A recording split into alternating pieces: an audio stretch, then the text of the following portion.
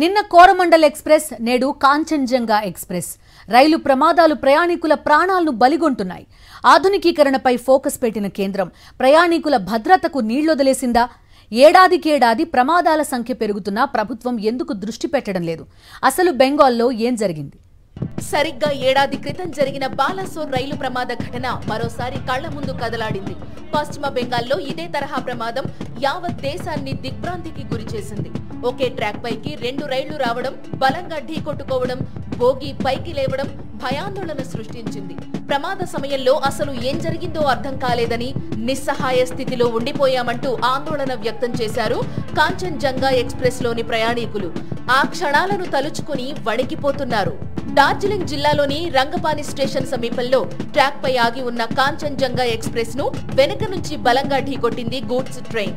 ఈ ఘటనలో గూడ్స్ రైలు బోగీలు చెల్లాచెదురుగా పడిపోగా ఎక్స్ప్రెస్ రైలు 3 కోచ్లు పట్టాలు తప్పాయి. ఓ బోగి గాల్లోకి లేవడం ప్రమాద తీవ్రతకు అద్దం పడుతోంది. అసోంలోని అగర్తలా నుంచి కోల్కతాలోని సీల్దాకు బయలుదేరిన కాంచన్జంగా ఎక్స్ప్రెస్ మధ్యలో న్యూజల్పాయిగుడి వద్ద ఆగింది. అక్కడి నుంచి బయలుదేరిన కాసేపటికే రంగపాని స్టేషన్ సమీపంలో వెనక నుంచి గూడ్స్ రైలు బలంగా ఢీకొట్టింది. సమాచారం అందుకున్న రైల్వే పోలీసులు, రెస్క్యూ సిబ్బంది ఘటనా స్థలానికి చేరుకుని సహాయక చర్యలు చేపట్టారు. ప్రస్తుతం ట్రాక్ పునరుద్ధరణ పనులు కొనసాగుతున్నాయి.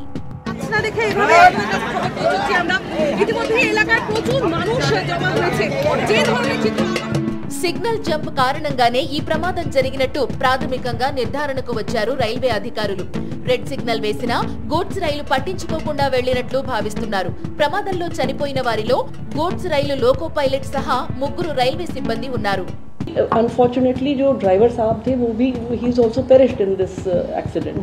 So we have no authentic way of knowing what exactly happened.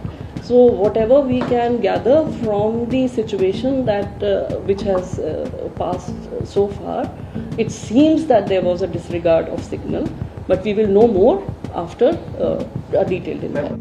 రైలు ప్రమాద ఘటనపై తీవ్ర దిగ్భ్రాంతి వ్యక్తం చేశారు రాష్ట్రపతి ద్రౌపది ముర్ము, ప్రధాని మోదీ.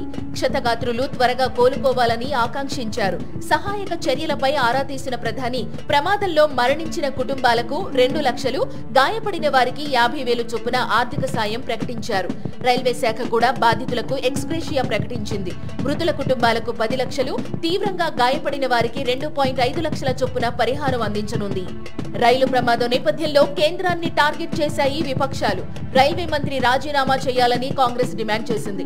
గడిచిన 10 ఏళ్లలో భారతీయ రైల్వేను మోదీ సర్కారు భ్రష్టు పట్టించిందని మండిపడ్డారు కాంగ్రెస్ నేత రాహుల్ గాంధీ.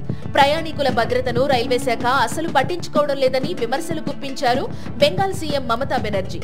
అయితే ఇది రాజకీయాలకు సమయం కాదన్నారు రైల్వే మంత్రి అశ్విని వైష్ణవ్. హాస్పిటల్లో చికిత్స పొందుతున్న బాధితులను పరామర్శించారు. ये पॉलिटिक्स का समय नहीं है, अभी सारा फोकस होना चाहिए रेस्क्यू और रेस्टोरेशन पे. पैसेंजर सेफ्टी के लिए बहुत बड़ा फोकस है, कंप्लीट फोकस है, जैसा आप स्वयं जानते भी हैं. గతేడాది జూన్ 2న ఒడిశాలోని బాలాసోర్ వద్ద Coromandel Express, Bengaluru Howrah super fast express, goods రైలు పరస్పరం ఢీకొట్టుకున్న ఘటనలో 296 మంది ప్రాణాలు కోల్పోయారు. మరో 1,200 మంది గాయపడ్డారు. అప్పుడు కూడా సిగ్నల్ జంపింగ్ గురించి, ప్రమాదాలను నివారించే కవచ్ వ్యవస్థ గురించి పెద్ద ఎత్తున చర్చ జరిగింది. తాజాగా కాంచన్జంగా ఎక్స్ప్రెస్ ప్రమాదంతో రైల్వేల్లో భద్రతా ప్రమాణాల వ్యవహారం మరోసారి హాట్ టాపిక్ గా మారింది.